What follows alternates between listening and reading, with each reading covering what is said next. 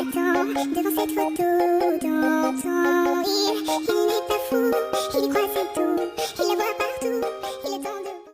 Di sini kami akan mempresentasikan tentang 1. Jenis-jenis peta, 2. Jenis-jenis penginderaan jauh, 3. Manfaat SIG bagi kehidupan, 4. Manfaat penginderaan jauh. Jenis-jenis peta terbagi menjadi 3, yaitu 1. Peta topografi, 2. Peta chorografi, 3. Peta dunia atau geografi. Peta topografi. Peta topografi adalah salah satu jenis peta yang mempunyai ciri-ciri khusus yang memperlihatkan keadaan bentuk, penyebaran roman muka bumi, dan dimensinya dengan ditandai dengan adanya skala besar dan lebih detail. Isi dan fungsi peta topografi. Peta topografi berisikan garis-garis kontur yang akan memberikan data mengenai kontur tanah.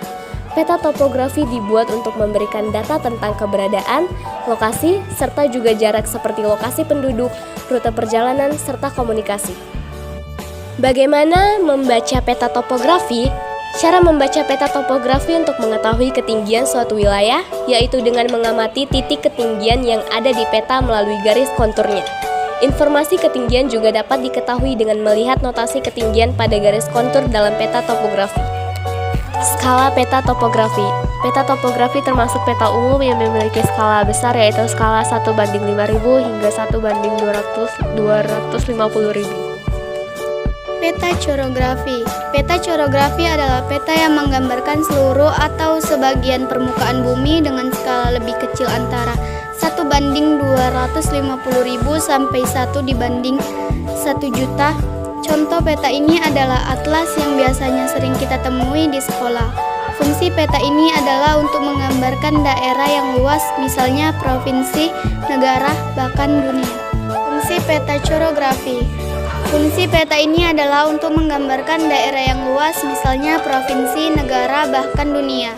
Dalam peta chorografi juga digambarkan semua kenampakan yang ada pada suatu wilayah, diantaranya gunung, sungai, danau, jalan batas, wilayah, kota, dan lain-lain. Dunia dan geografi. Peta dunia adalah salah satu bentuk peta yang menggambarkan sebagian atau seluruh permukaan bumi secara keseluruhan yang dapat dilihat secara umum dan dapat dibuat menggunakan berbagai proyeksi peta. Fungsi peta dunia dan geografi memperlihatkan ukuran atau luas, jarak, dan arah suatu tempat di permukaan bumi, menggambarkan bentuk-bentuk di permukaan bumi seperti benua, negara, gunung, sungai, dan bentuk-bentuk lainnya. Membantu peneliti sebelum melakukan survei untuk mengetahui kondisi daerah yang akan diteliti. Skala peta dunia dan geografi. Skala yang dipakai sekitar 1:10.000, sedangkan untuk peta dunia, skala yang dipakai sekitar 1:100 juta.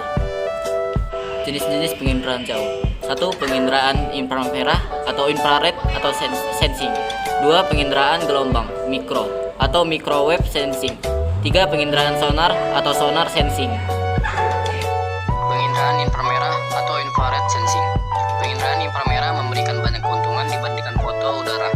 Menggunakan penginderaan inframerah, kartografer dapat mendeteksi suhu objek yang berbeda di tanah. Hal ini dapat membantu saat memetakan benda hidup seperti penyebaran tanaman dan hewan. Penginderaan gelombang mikro atau microwave sensing.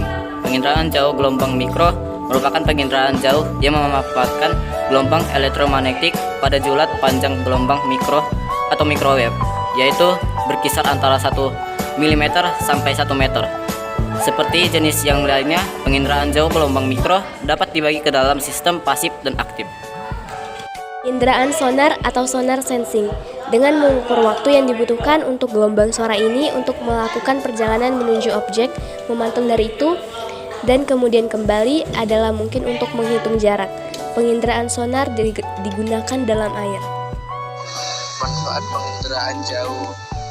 Manfaatnya adalah membantu memberikan gambaran dari semua objek yang ada di suatu wilayah. Misalnya seperti kondisi permukaan bumi, gunung, sungai, laut, dan lain sebagainya. Mengetahui kondisi dari suatu wilayah sehingga bisa diketahui medianya seperti apa, memberikan efisiensi. Manfaat sistem informasi geografi atau SIG di berbagai bidang kehidupan. 1. Sebagai tata guna lahan. 2. Telekomunikasi dan transportasi, 3. Perencanaan pembangunan, 4. Pengelolaan sumber daya alam, 5. Pengawasan bencana alam, 6. Sosial. Sekian dari kelompok kami ucapkan terima kasih.